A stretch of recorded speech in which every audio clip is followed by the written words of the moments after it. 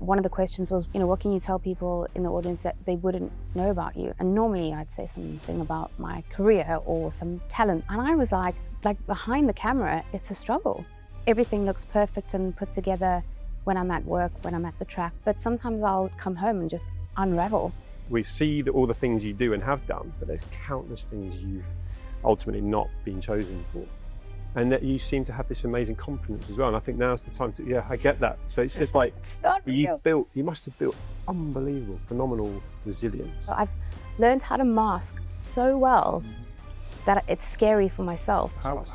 How hard is it to mask? Exhausting. Yeah. And you would get on stage and it would be the dopamine hit because you would get the applause and you'd be like, I did a good job today. Probably suited your ADHD when we look back on reflection. New challenge, dopamine buzz. Don't have to hang on to this forever. I know I haven't. I can mask my way through this, get out the other side. Oh, hey, up, we're starting again. It's my hope that your diagnosis and treatment for your ADHD will help you unravel some of that and give you that break from that. Emma Walsh, thank you for joining us. Thanks for having me. Presenter, TV presenter, F1 fan, content creator. You've just been recently diagnosed with ADHD. 2 days ago. What led you to get your diagnosis? There's been a lot of, it seems like ADHD is quite a popular topic at the moment. I've always struggled with overthinking in my head. And just in general, I have struggled quite a lot over the years. So I was always looking into it. It became a little bit more popular. I started watching Alex's stuff. And I went, that's right, Alex Partridge. And I went home to my family doctor in South Africa and I was like, I'm really struggling. And I think a couple of years ago, one of the doctors was like, oh, you're depressed. Here's some antidepressants. And I was like, oh, I don't think I'm depressed. Like, obviously there's some waves and moods, but I was like, I'm not depressed. I weaned myself off that in 2 weeks. I was like, it's something else for sure. And I just said to him, I've been reading up a lot on it. I don't want to self-diagnose. I don't want to Google anything, but do you think perhaps this might be the case? He was like, I've known you for a while. I'm going to say yes. But obviously it wasn't a proper diagnosis. And he said he could try to sort things out back home, but I wouldn't be able to go any further because I lived over here. So I got back, started looking up some information, which led me to you, and it's just been... It's mad how organically that's happened. And then you guys get to go to the Monaco Grand Prix, which is in recent history. And I didn't go. I know. How did that happen? That's another story. Unplanned. That is another story. We're on the same boat. Yeah. Fate. Yeah, incredible. Serendipity. Yeah. For sure. No, it was Anya. Anya was the new. I think there's a boat called Serendipity. So back to you. Back to me. A couple of days ago, you went through the process. How do you feel about now being a person with ADHD, not wondering if... I think I'm still processing it. It was 2 days ago, I think. You were expecting it, right? Yeah, I think I was expecting it. I wasn't sure how I was going to feel. I think it's that you kind of don't want it to be the case, but you want it to be the case because you want something to be like, that was... Very mixed emotions. Yeah, so some really... Make sense of... Yeah, I mean, I burst out crying on the call with Lisa. She was so sweet, but I think it was just so... The whole week had just been really overwhelming. A lot of tests and stuff that we went through, and they kind of tap into your childhood and the behaviors and your life and how you live. And so it was quite overwhelming. There was a sense of relief, but also a sense of, am I broken? Is there something wrong with me? And a little bit of maybe shame or embarrassment, because everyone's like, oh, I've got ADHD these days without being properly diagnosed. That's why I wanted to make sure that I did have the diagnosis before I came on here to talk about it. You mentioned some very powerful words there, and if I may, I'd like to pick them up, because people will see you through the reality television. They'll see you through the motorsport and the commentary, and certainly I've seen you around other people, and you conduct yourself in this. I am professional. I am successful. I do not have any concerns or any issues in my life. And now you're going to turn around to some of those people and they're going to say, is she really ADHD? But then you talk about shame. And you talk about the feelings that you have. So let's talk about those sides. And the reason I want to pick them up, if we can, is because there've been very many beautiful young women out there who are thinking, can I, should I, and what's the benefit to me of being the person that outs myself in that way. And the whole part of this, the whole rationale for this, is to remove that shame and change the narrative.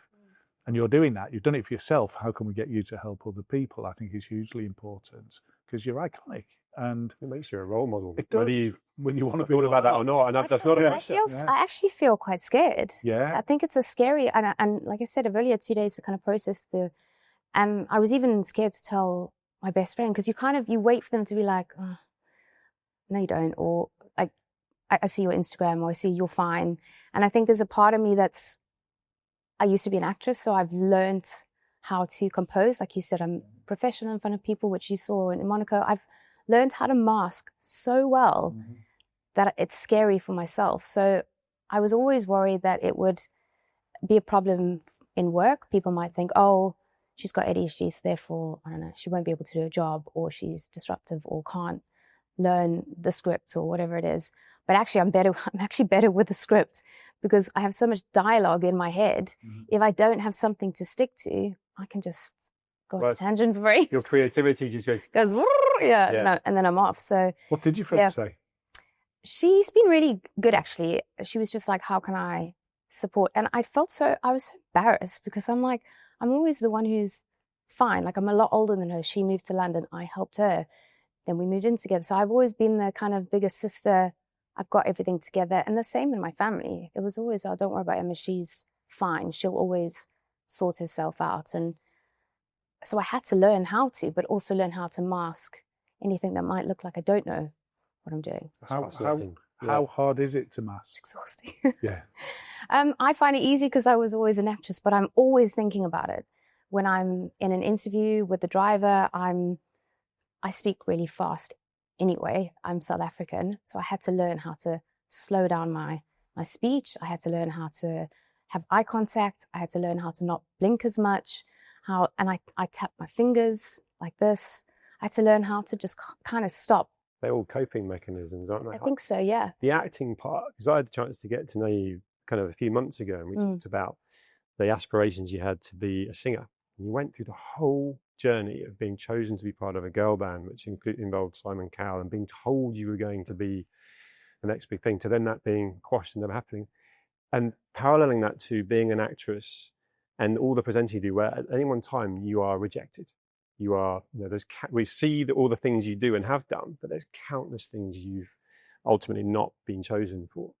And that you seem to have this amazing confidence as well. And I think now's the time to, I get that. So it's just like, it's not real. You must have built unbelievable, phenomenal resilience. And is there a certain amount of making sense now you've been diagnosed with ADHD about sort of looking back on some of those things, how you dealt with it? I think I always say this because I used to be a singer-dance actress in the girl band in West End, and a very different career. So it was creative and active, and you had the recognition, and you would get on stage and it would be the dopamine hit because you would get the applause and you'd be like, I did a good job today. You didn't get any notes, so you'd have that kind of tap on the back all the time. That's regular as well, right? And it was regular if you were working. But yes, we were always in auditions, always being judged, always being, 99% of the time it was a no. There was something wrong.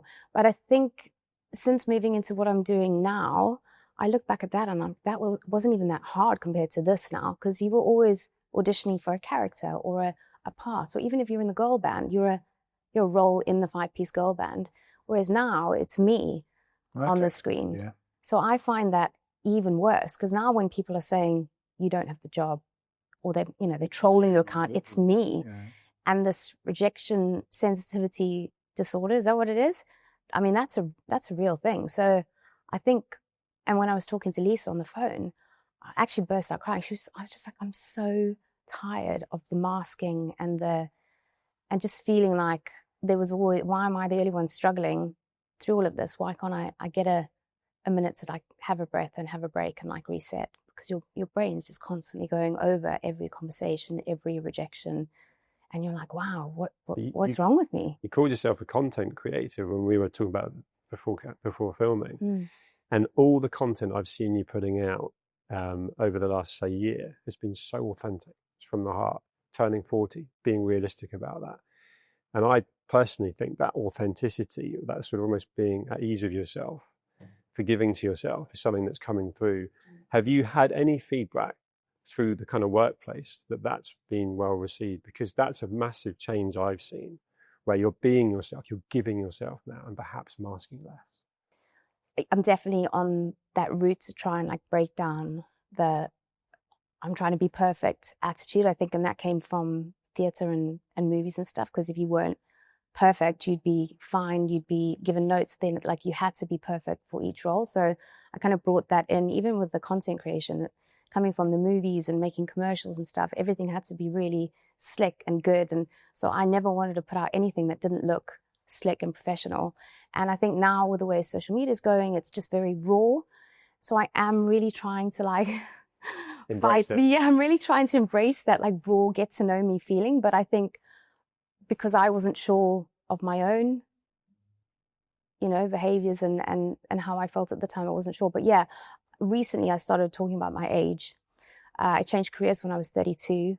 So I felt old, although you're never too old to change and start again at all, is how I feel now. But at the time I felt like I was too old. I was the oldest girl in the girl band as well. And they kept reminding me, and I just felt too old. So I never used to say my age.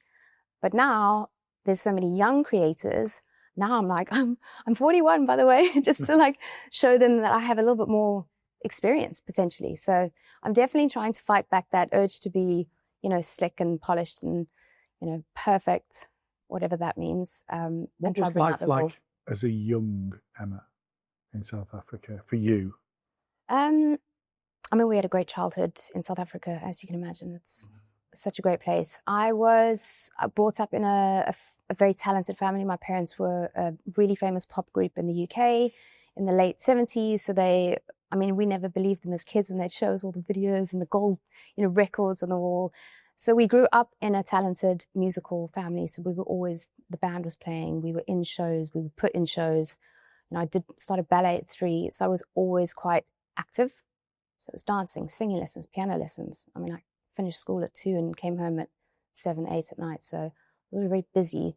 Do you think that helped your ADHD in those formative years, potentially being that busy? Yeah. And were you enjoying that?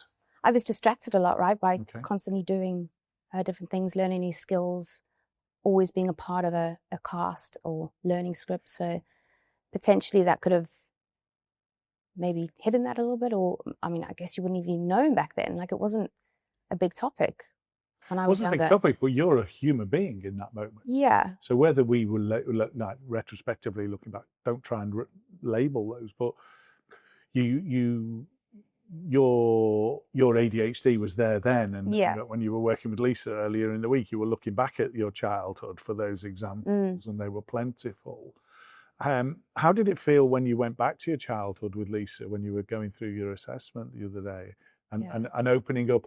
You've just described the positive side of your childhood, and that's fabulous that you go back. The mastering I have, you see. Well, but obviously there was sufficient evidence in your childhood for your assessment process. So let me push a bit harder to just go there, because I want young women to hear not just that I was in singing, acting, dancing, that I actually really had some tricky stuff going on, if that's the case. And I think it wasn't. No, you're right. To get I to feel like well. It was a really long time ago. So when I was with Lisa, I was like, give me a minute to think all the way back. But yeah, I think I felt frustrated a lot as a kid and quite misunderstood. And we were 3 siblings. There was always people at our house, and like if anything happened, I kind of felt like no one ever believed my side of the story. And I was middle child, and I'm telling you, that's a real thing. Yeah. Because the oldest is the firstborn, and then you got the younger sister who was, she was 4. Yeah, can't do any wrong. 4 years younger than me, and we grew up. I guess when I was in high school, she was still she was quite young, and when you're younger, the age gap is significant. So she was the golden child when we were kids, although she won't tell you she was. She'll tell you she was bullied. But I was the middle child, so it was always like, well, don't worry about Emma, she'll get on with it, or she'll make a plan, so it was always me just kind of being like, okay, well, either I do figure it out or I don't. And how was attainment at school in for you? I didn't I wasn't an angel, but I hated getting in trouble. So I didn't like to be, and Lisa said you didn't want to be embarrassed in front of people. And that's probably what it is most of the time. And that's also the same thing with the content, putting out content. Is that going to be embarrassing for me? I was quite good I never wanted to look bad at school. Mm-hmm. So I would make sure that, and I would always cram my studies in the night before. But I retained the information easier the night before because my brain was so busy. If I'd done it the week before, I would have had so much stuff in between that week that I would have been thinking about and just totally forgotten it the next day. So I tried to do well at school. And I didn't have a core group of friends at school because I was so busy in the dancing, singing side of things. Mm-hmm. So I never felt like I really had like a belonging. Yeah, I always felt a little bit out of place. Did you have a camaraderie in a community that you felt was like your tribe within the dancing community? And it's a loaded question because if you look at the community you've got around you now, fellow content creators, we spent some time after the F1 launched in the O2. Everyone around you, there was a warmth, there was a buzz, that was like people you could vibe off. Then I've watched countless interviews through Formula E or F1 where the drivers were enjoying talking to you, the team principals, and then fellow broadcasters and presenters. My point being, it feels to me, because of my journey into ADHD, that I found almost like a tribe within the entrepreneur founder community. And again, vibing off them, that high tempo, talking quickly, thinking ideas, come up with something today and then we're starting it tomorrow. How many of those people in the community you were in dance class with at school, how many of those people in the elite end of sport, which you know so well from, and you're a driver, you're a qualified, license holding driver, right? You thrive in that. How many of those people do you think have got ADHD? I mean, yeah, for sure. I think there's a few people that I think a lot of them. Yeah. I'm quite prepared to say that. Really? Well, I gotta be careful. I'm just curious. No, You hesitated right, because yeah. it's proving to be that in the entrepreneur community, almost all of them have, whether they realize it or not. And I just think that's a thing. Yeah. And it'd be interesting to see where this evolves as we go through. Mm-hmm. And I think there's a real movement with ADHD to be more accepting the fact that it is, we don't like calling it a superpower, but you can achieve incredible things. Yeah. And harnessing that in a skill like these guys are doing in a high sort of profile environment, they're smashing it. And you're at the top of your game in what you do. But I just wondered if you'd felt that. Yeah. I guess because you're happiest there, that's your tribe. It is my tribe, and it isn't my tribe because I don't work full time there. I dip in and out of Formula One being a freelancer, so I don't feel like I belong in that scene either because I'm not working full time with them. So I'm all, right, and that was always. Well. I do know a lot of them well, and maybe that's why it's always so friendly when we see each other because it's not as often. I don't know. I guess I've always felt that way. Even I had my dance school, and then I had a contract, and then I was on another one, and then we'd meet a new cast. So I was constantly becoming very close with people in such a short time because we were spending so much time together, and then we'd leave, and then I'd go on another contract, and it'd be a bunch of new. So you didn't have to sustain long-term relationships. Yeah. You were jumping in and out. It's probably suited your ADHD when we look back on reflection. New challenge, dopamine buzz. Don't have to hang on to this forever. I know I haven't. I can mask my way through this, get out the other side. Oh, hey, we're starting again. Yeah, but then also the sense that you don't have a good close group of friends because you're constantly shifting around and you're like, yeah, get on with you, and then you try keep in touch. And I know everyone in every country now, which is great, but you don't have that like close knowing them. Yeah. There's a kind of sticking with the ADHD of you for a second, because there's a kind of delightful vulnerability around you in terms of that mask is there. You present that mask. And I think one of the things you've just said today is, why do I have to mask so much? Why do I have to work so hard at that? Why can't I? Where's my break coming from that? And it's my hope that your diagnosis and treatment for your ADHD will help you unravel some of that and give you that break from that. And other people we've spoken to even today have said once that started to happen, life started to become less exhausting, and the vulnerability that you're perhaps they were afraid of sharing that vulnerability. Actually, when you share it, it's not a vulnerability, it becomes a strength. And it's too raw for you, it's too new for you to get there, isn't it, right now, 48 hours later. So do you feel vulnerable as a person that had untreated, undiagnosed ADHD? Was Yeah. it? Yeah. I think so. My parents always, I used to dip in and out of, I'd go back to South Africa for the holidays and I'd make all these plans and I'd make sure that I was at every event and they were like, oh, you're not exhausted going to all these events. And I was like, it would be more exhausting for me to stay at one.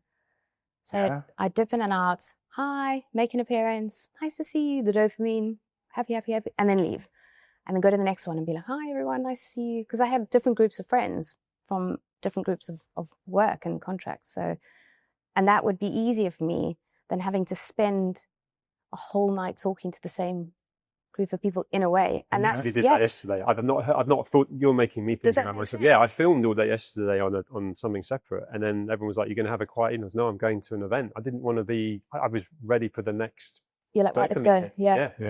Yeah, although I get home from an event like Formula One and stuff, I'm like, do not talk to me. Oh, you've got a stint in. I mean, you know. I'm like, don't talk to me for a whole day, please, I beg. but actually on that, you know, let's go back to the Vegas weekend. I mean, how much sleep did you get that weekend? Because you all the prep, going back to how Phil started, you know, the polish, the way you do what you do, you're phenomenal at it. Thank you. But there's a hell of a lot of work that goes into that and then perfected skill, if you like. But that must be exhausting because, you know, really early starts and kind of almost like late finishes going with it. And a lot of the traveling and the sleep deprivation and time difference. And then you're straight into the next thing. Yeah, Vegas is exhausting. I mean, I can't say anything because the drivers and the teams and everyone who travel on the race are on it. But yeah, it is exhausting. And then I think there's a part that I throw on top of that which is the masking or trying to be perfect or making sure I learn my scripts or my facts because my brain works so fast. The information comes in, it goes out as quick. So I'm so good. My biggest strength as a performer was learning choreography because I'd watch them do it and just pick it up straight away or learn the script very easily. But the minute the show or the contract had finished, that script was gone. So as if you were a computer, there's no hard disk. It's just the memory that's the random access memory. The moment you turn the computer off, that's gone. Yeah. I mean, you've not saved it in the hard disk. Yeah. So all the tabs are open. Yeah. I might have to go back to a tab and relearn. Yeah. So what do you hope is an outcome, not the outcome, an outcome of now knowing you've got ADHD and starting to understand your masking and understand that coping mechanism suite that you've built and very well. What's an outcome that you would hope for from your position you're in now? Yeah, I mean, we've spoken about either the medication or, you know, the treatments that can come with it, and which we've been looking into. And I mean, he thinks that the medication would probably be the best relief.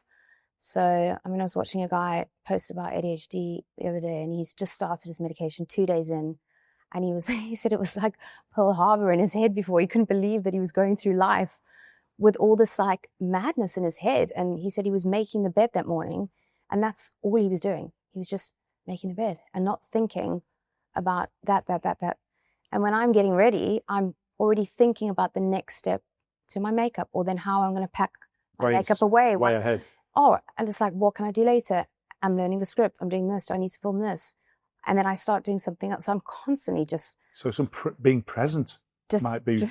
Being present will be, and quiet, I think. Yeah. I remember the mind. Within 360, the very first celebrity guest celebrity patient that we ever had on her first review after medication for the first week or two, she said, I've folded a towel for the first time in my life. And the question back was, is that significant? She said, well, they've been on the floor every day for my life. And you just think, okay, that's not significant in a normal neurotypical world, but actually tripping over a towel that's soggy and wet on the floor that's there every day, getting mouldy, manky and horrible, that becomes significant if you're a mum running a house, doesn't it? But you've never ever done it. She folded the towel for the first time. So you'll have to ring me when you make the bed and not think about I'm other the things. opposite though. I'm quite OCD so everything's very clean, but very you're thinking tidy. about other things all the time. But I'm constantly thinking about how I can't leave my room without packing everything away, even if I'm late. Where most people would be like, leave it. My mom always used to say, leave it. I just remember that as a kid, leave it. And I could not leave my room or now without it being tidy. But when I come back to my room, I'm like, oh, thanks, past Emma. The room is... Mixture of OCD, right? And where do you think this might end up? This is a bit of a harsh question almost in terms of predicting the future, but just with that mindset, which is something that's there's voices spinning in your head and so on, and from a relationships point of view, right? Are you in any way thinking in your head now that actually by understanding myself more, you actually might have a better idea of how you can be and the relationship that you want to try and attract? And I'm thinking back to a conversation we had over a drink in Vegas, where that was really frustrating you. And you were frustrated with yourself, you were frustrated with perhaps your decision making and so on. And it feels like Definitely the decision making. yeah, sure. But the decision making yeah. could well have been affected by The dopamine hits. Yes. Yeah. And actually that perfectionism, things you've just been really open and lovely about now, that sort of, I guess, more mature version of yourself that's learning to understand who you are, and these sorts of conversations help. Have you thought about that? Because I know that was frustrating you, and actually there's possibly a real opportunity to really evolve. I mean, yes, they leave the towels on the floor, so that would annoy me. You're out. Get out. So yeah, maybe perhaps, I mean, I was quite good at just swallowing that one and just, those are petty arguments and stuff. But I think, yeah, maybe I chosen the wrong people because it was exciting. Do you think you'll make better choices if you overcome some of the things that's that where you I was want? going with it. If so, we know you've got ADHD. That's a journey started, not a journey complete. If whatever action is taken now to help you with that, that's for you and Lisa Collins, your clinician, to decide between you. And she's amazing, and you'll get on and you'll make the right decisions. But I would hope for you, if I go back to, I know you a little bit, and I know that vulnerability and relationships and bad choices can be part of that vulnerability. If we can get you to a better place of making better choices in relationships, if there's a teenage girl watching this who's making poor choices for relationships, I want to give her hope that actually you can come through this the other end and make better choices, then not have to mask, not have to chase the dopamine hit, not have to suffer those poor choices and go through the spiral of emotions that come from that. Yeah. And therefore you automatically get to lead a better life. Yeah. Yeah. I mean, I've not even thought about that. Not had any time. time. Not had any time to think about, but that's interesting, because I guess the dopamine hits would probably be the thing that I would look at first. The constant like getting bored or needing something to do, or the excitement, or my relationships. I had some terrible relationships, and I look back and I'm like, why did I even? And I'm such an empath that I try, and because I'm so all up in my head, I try and like understand why maybe they're in their head or what's bothering them. So solve their problems. Solve their problems, a fixer, a carer, and an empath. And I look back now, and I stayed in some of those relationships way too long, hoping that they would feel comforted that, it's fine that you've got some things going on, like, oh, I'm not going to leave kind of thing. But meanwhile, I was the one who was. It was super early to ask you that. I actually. Oh, it's interesting. Yeah, it is interesting. I think I was asking it from the point of view, actually, I feel that could be, you're being more forgiving on yourself now. Yeah. So by default, you could be more forgiving on things that might have been an instant, joking aside, and that could work. The kind of content creator part of you fascinates me, because this Gen Z coming through, they all want to be content creators and influencers. That's like the number one tick box. By default, I think there's a creativity that, when it's purpose led, is so positive, such a good focus, particularly for anyone with ADHD. We've spoken to a number of people, including today, where if they can channel their purpose into creating rather than consuming, which of course in social media world is doom scrolling, and so I think that goes back to a comment I made earlier about you almost being like a role model. You're putting out amazing content. It's authentic, it's real, and it's also a lot of the time it's around things you're passionate about. You can feel that. What advice would you give to someone that looks at you, wants to be like you, but is too afraid to put themselves out there because they're afraid of that judgment? They're afraid of being a failure and the things that you've gone through.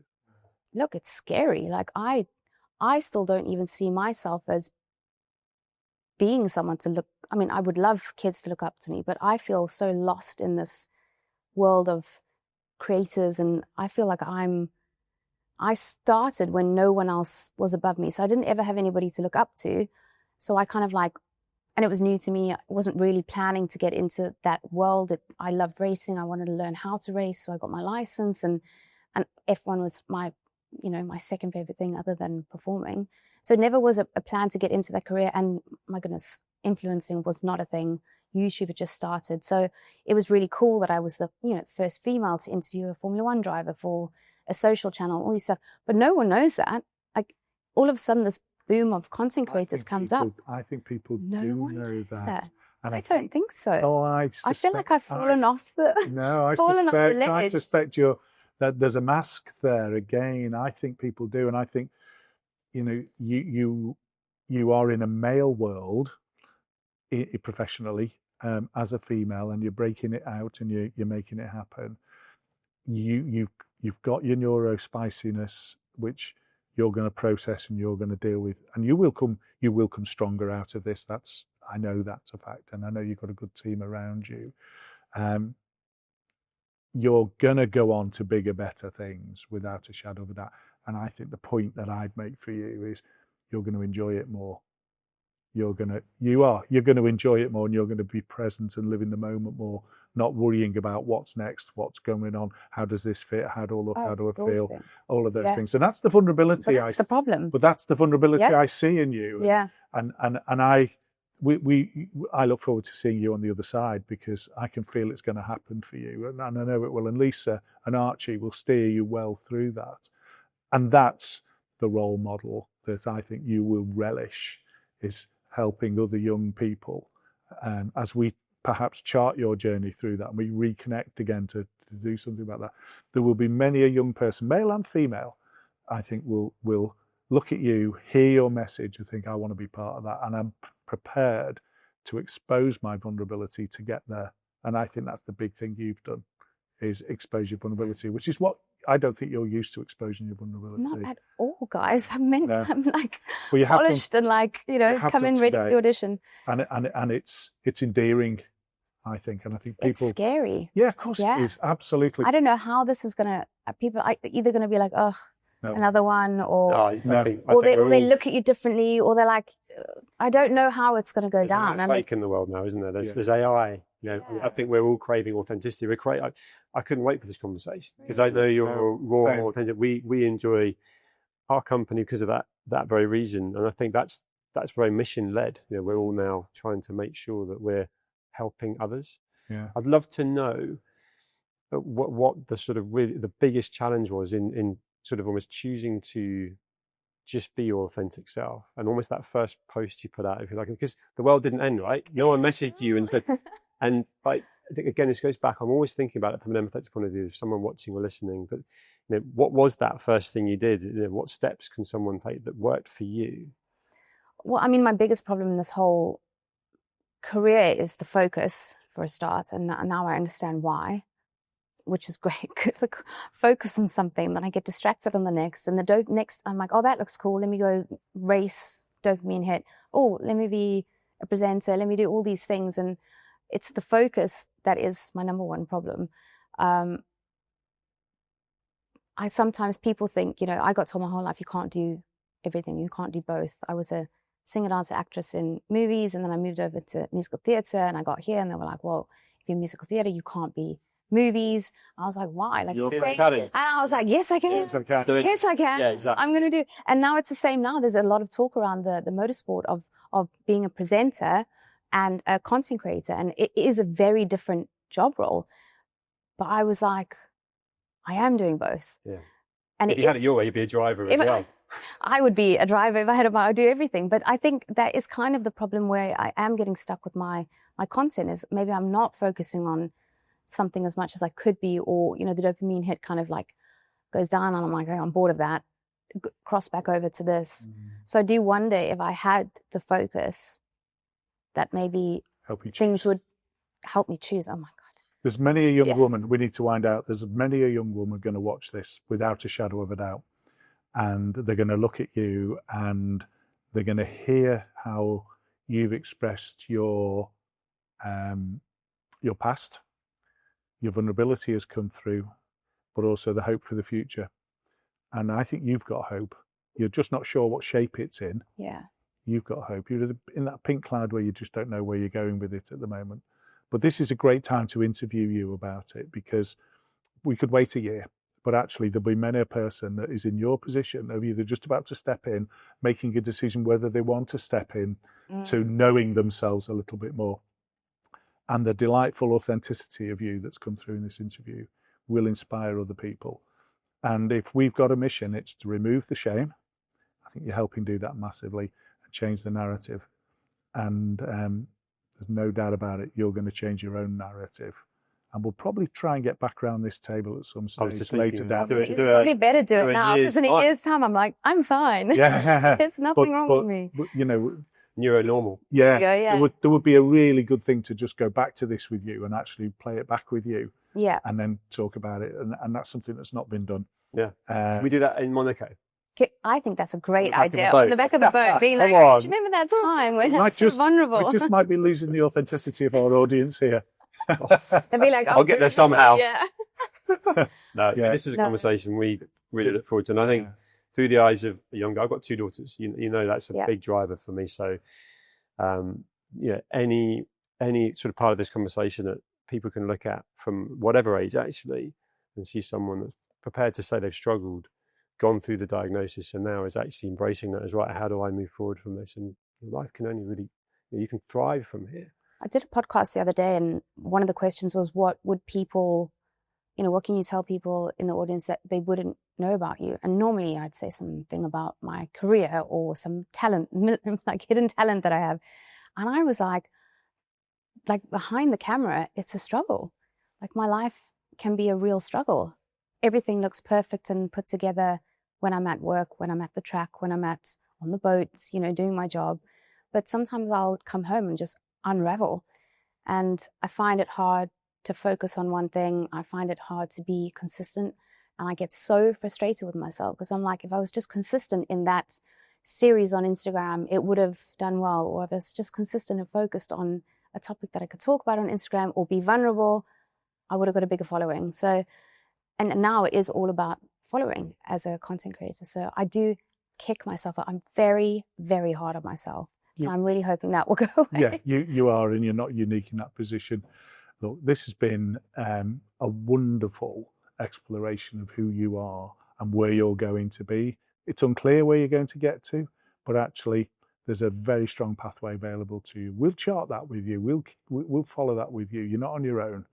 And you've got Lisa and Archie behind you as well from our place. But you're a huge success. You're a wonderful person. I can't thank you enough for being prepared to come and chat to us about it. It's been brilliant. Yeah, thank you, Emma. Thank you. I have to say thank you to both of you. I mean, if it wasn't for you, I wouldn't have met you. And thank you